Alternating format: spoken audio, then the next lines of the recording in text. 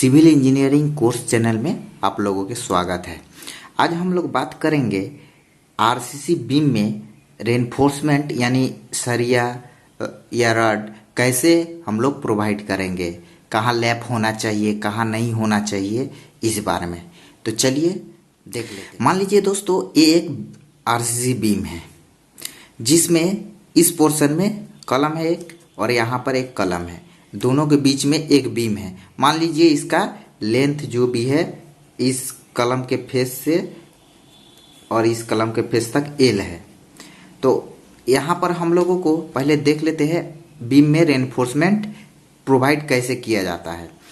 S पर drawing के हिसाब से जो भी अपना दिया होगा, नीचे में ऐसे हुक बनाकर दो, जो इधर भी दो, नीचे में दो या तीन, जो भी है जैसा है रिप्लेस करेंगे। ऊपर में भी ऐसा ही। मान लीजिए अगर लेंथ एल है यानी 12 मीटर या उससे ज़्यादा होगा तो हम लोगों को लेप देना पड़ेगा। तो वो लेप कहाँ आएगा, या 12 मीटर से कम है और हमारे इस पर जो भी सरिया है तो लेप कहाँ देना चाहिए और कहाँ नहीं देना चाहिए। कंटिन्यूअस मान लीजिए इधर बीम जा रहा है तो उस पर एक जगह तो 12 मीटर ख़त्म होगा, तो उसमें लेप कहाँ आना चाहिए फॉर बॉटम के लिए, और टॉप के लिए कहाँ लेप आना चाहिए वो हम लोग आज डिस्कस करेंगे। तो मान लीजिए ये दोनों बाजू कलम है और बीच में एक बीम है। इस कंडीशन के लिए हम लोग मैं बताने जा रहा हूँ कि कैसे इसमें लैप और कहाँ दिया जाएगा। तो एस पर IS के कोड जो है वो बता रहा है कि जो भी टॉप, क्योंकि यहाँ पर देखिएगा दोस्तों, यहाँ पर शियर स्ट्रेस ज़्यादा होता है, इस कलम जंक्शन में शियर स्ट्रेस ज़्यादा होता है। यहाँ क्या जीरो होता है, बेंडिंग मोमेंट। क्योंकि इससे पहले भी मेरा पिछले वीडियो में जाकर देख लीजिएगा कहाँ पर शियर फोर्स मैक्सिमम और कहाँ पर बेंडिंग मोमेंट मैक्सिमम होता है फॉर इस कंडीशन के लिए, वो मैं पिछले वीडियो में आप लोगों को बताया हूँ। तो चलिए दोस्तों इसका देख लेते हैं लैप कहाँ प्रोवाइड किया जाना चाहिए और कहाँ नहीं। तो फॉर टॉप के लिए पहले चालू करते हैं। तो टॉप में क्या बताया, यहाँ पर शियर स्ट्रेस जो है वो बहुत ज़्यादा है, मैक्सिमम होता है। तो यहाँ पर हम लोगों के टॉप में कभी भी इस जो पोर्शन है इस पोर्शन में नहीं देना चाहिए। तो कहाँ देना चाहिए, ये मान लीजिए IS कोड बता रहा है कि L/4 दोनों बाजू से स्पेस छोड़कर हम लोग लैप दे सकते हैं, और एक जगह में 50% से ज़्यादा लैप नहीं होना चाहिए। यानी एक जगह में जैसे एक लैप यहाँ दिए तो दूसरा लैप इधर होना चाहिए, ठीक है, स्टैगर्ड लैप होना चाहिए। तो L/4 एल है तो इसको 4 से, ये मान लीजिए हमारा 8 मीटर है तो L/4 के 2 मीटर, मतलब इस फेस से लेकर 2 मीटर यहाँ तक छोड़कर उसके बाद ये जो इधर से आएगा, अगर 12 मीटर यहाँ खत्म हो, जो भी जैसा भी सरिया कटिंग हुआ है उसके बाद यहाँ से लेकर ऐसे एक लैप प्रोवाइड कर सकते हैं, ठीक है। इधर से भी अगर आएगा तो 2 मीटर इधर से छोड़कर इस पोर्शन में एक आया यहाँ तो एक यहाँ। कभी भी लैप ये जो है एक जगह पे यहाँ पर नहीं दे सकते, ये स्टैगर्ड लैप होना चाहिए, ठीक है। यानी एक ही पोर्शन पे एक ही जगह पे लैप नहीं होना चाहिए, ठीक है। अब चलिए बॉटम के लिए क्या लैप देना चाहिए और क्या नहीं देना चाहिए वो देख लेते हैं। तो बॉटम के लिए क्या बताया हूँ, इसका बेंडिंग मोमेंट डायग्राम कहाँ ज़्यादा होगा, ये बेंड डिफ्लेक्शन ऐसे करता है, ऐसे, यानी यहाँ पर बेंडिंग मोमेंट ज़्यादा हो रहा है।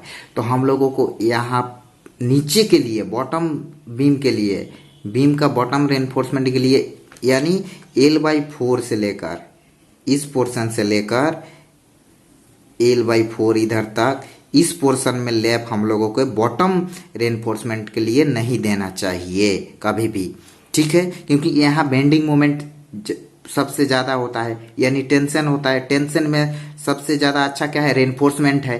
कंक्रीट टेंशन में वीक है और कंप्रेशन में कंक्रीट स्ट्रांग है, जहाँ पर कंप्रेशन में रेनफोर्समेंट वीक है। तो इसीलिए बोला जा रहा है कि एस पर IS कोड L/4 डिस्टेंस छोड़ के हम लोग ये देना चाहिए। लेकिन हम लोगों के इंडियन स्टैंडर्ड कोड में ये दिया है, लेकिन यूरोपियन कोड देखिएगा तो दोस्तों उसमें 0.3 L दिया गया है, ठीक है, 0.3 L देकर कर सकते हैं, कहीं पर हमारे यहाँ 0.25 L चलता है एज पर IS कोड। ठीक है, अब मान लीजिए दोस्तों ये कंडीशन खत्म हो गया। ये तो हो गया अपना क्या, कॉलम के साथ अटैच है, इसको प्राइमरी बीम बोल सकते हैं। जहां पर सेकेंडरी बीम होता है, यानी कहेंगे इस कंडीशन की, ये भी बीम है, ये भी बीम है आरसीसी बीम, और ये दोनों का डेप्थ ज़्यादा है, और इसका नाम है सेकेंडरी बीम, क्योंकि दोनों बीम के साथ ये टच करके एक बीम बना है, जिसको नाम हम लोग बोलते हैं सेकेंडरी। इस कंडीशन में हम लोगों को कैसे और कहाँ लैप देना चाहिए, तो देख लीजिएगा दोस्तों, हमेशा याद रखिएगा कि कहीं पर हो, यहाँ पर ये जंक्शन है, यानी यहीं पर शेयर स्ट्रेस ज़्यादा होगा, क्योंकि यहाँ का सपोर्ट, ए बीम के लिए सपोर्ट क्या दे रहा है, इस पोर्शन वाला दे रहा है, यहाँ पर शेयर स्ट्रेस हमेशा ज़्यादा रहेगा इस पोर्शन में। सेम ये भी डिफ्लेक्शन करेगा, पहला बीम जैसे इसका बेंडिंग डायग्राम ऐसा आ रहा है, तो सेम इसका भी आएगा बेंडिंग डायग्राम। तो जो रेनफोर्समेंट यहाँ पर लैप किया गया है जिस तरह से, सेम इस सेकेंडरी बीम में भी होना चाहिए था। उसके बाद थर्ड आएगा, ये दोनों सेकेंडरी बीम से आएगा, तो उसमें सेम अप्लाई होगा। ठीक है दोस्तों, ऐसे ही करके हमेशा अपने साइड पर ध्यान रखिएगा कि कोई भी लैप अन्यथा ये सब जगह छोड़कर नहीं होना चाहिए। तो क्या होगा, फ्यूचर में जो भी स्ट्रक्चर का आयु होता है, जो वैलिडिटी होता है, एक्सपायर डेट होता है जो भी बिल्डिंग का, वो अगर ये कंडीशन अप्लाई कीजिएगा तो उतना रहेगा, नहीं तो इसका एक्सपायर डेट या जो भी है बिल्डिंग का गिरने का, टूटने का, क्रैक होने का चांस बढ़ जाती है। ठीक है, आज के वीडियो में इतना ही, मिलते हैं नेक्स्ट वीडियो में।